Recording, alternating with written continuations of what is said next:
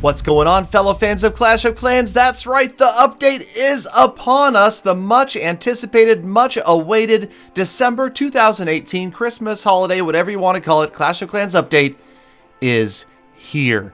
Yes, so I thought we would review everything that's coming in this update, including a few things that you probably have not heard about. Unless you've been living under a rock, it's likely you know about the big three. The Ice Golem, the new Stone Slammer Siege Machine, and the Bat Spell.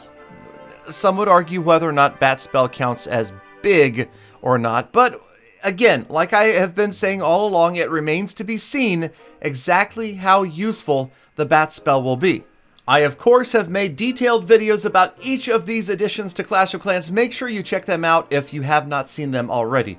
Okay, and with these new upgrades, these new troops, units, and spells, come new building levels. So of course, we are going to get a Dark Barracks level 8, a Dark Spell Factory level 5, and the level 3 Workshop.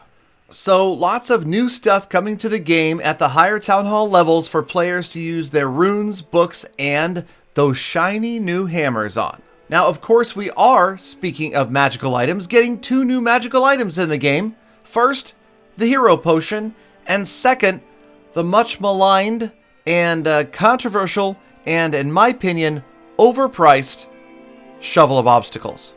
Now, I will tell you this, in regards to the shovel itself, the only way, the only hope that we have to get the price reduced on this thing is don't buy it. All right? Supercell will look, they will see, the Clash of Clans team will have analytics. They will see how many players go ahead and spend the 500 gems for the shovel, and how many don't. And if enough of us pass on it, if enough players don't buy it, then I would suspect there's a chance that we will see the price reduced in the future. I promise you, this Clash player is not, absolutely not, spending 500 gems on a shovel. And I know that I gem all the time. I will not be gemming with that thing.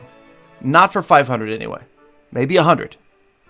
Okay, next up, some significant changes to the builder base. So just a sign that Clash, of course, is still paying attention to it.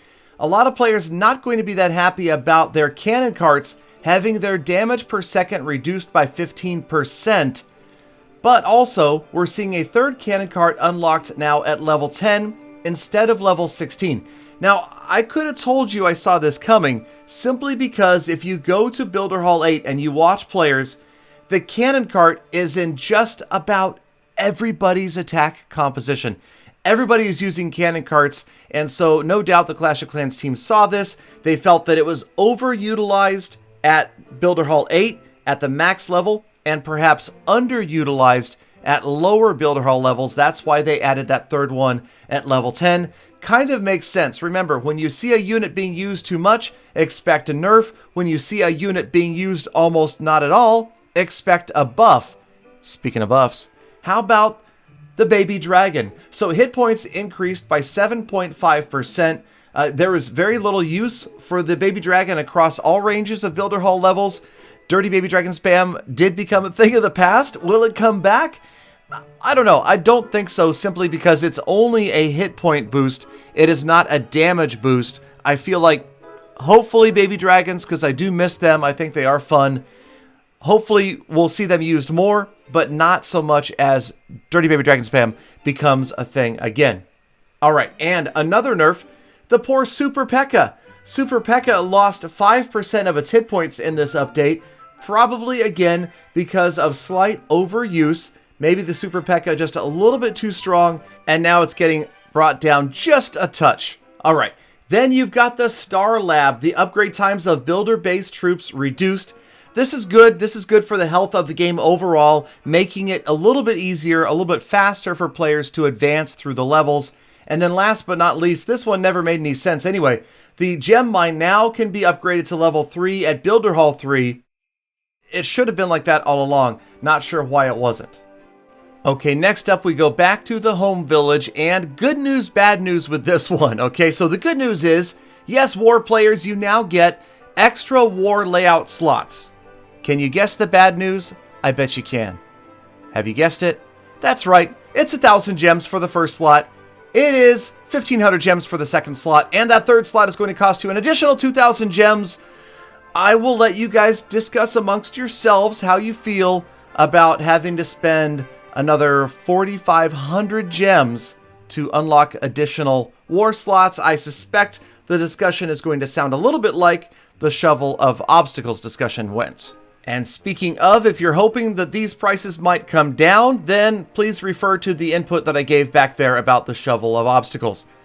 Okay, League medals, that's right, Clan War Leagues. There is a cap. You cannot get any more than 2,500 League medals.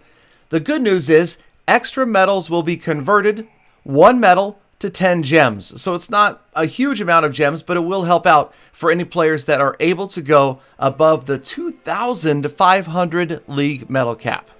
Okay, a couple of things that a lot of players have already heard about. The Siege Machine Clan Castle can be switched now after the battle begins, but before the first troop is dropped, so that is a good thing.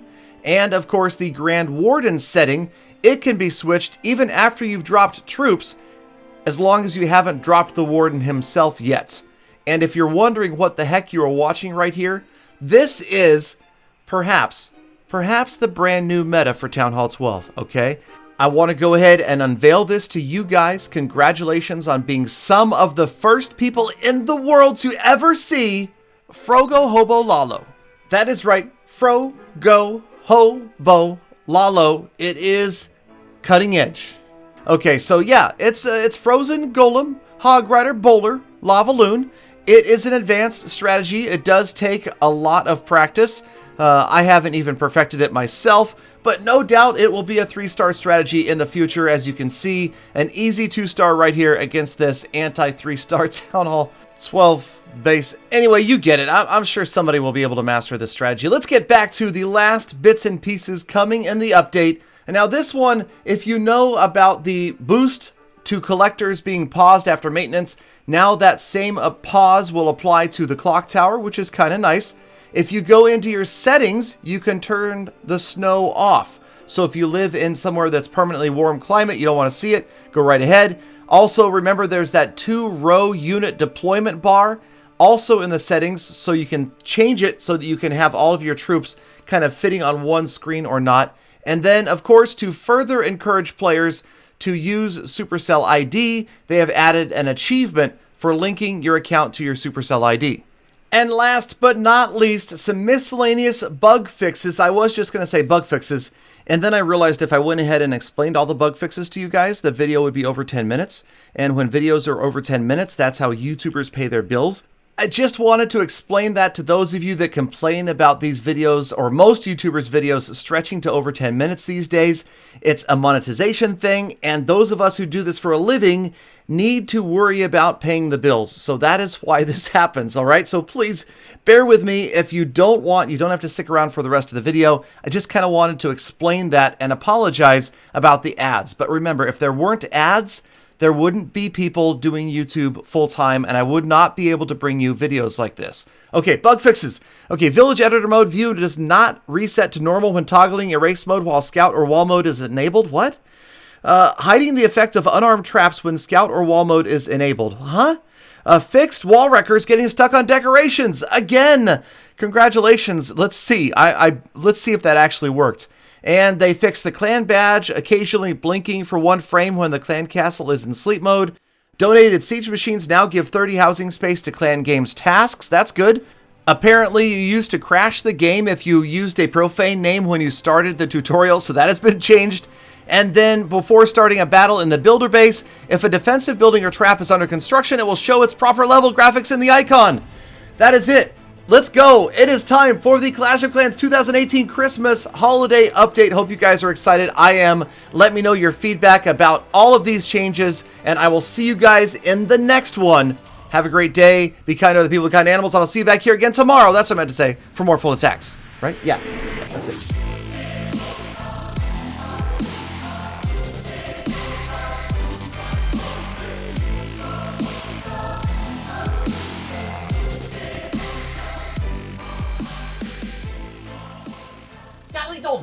Galadon, wait, the video's not 10 minutes yet, and you're welcome.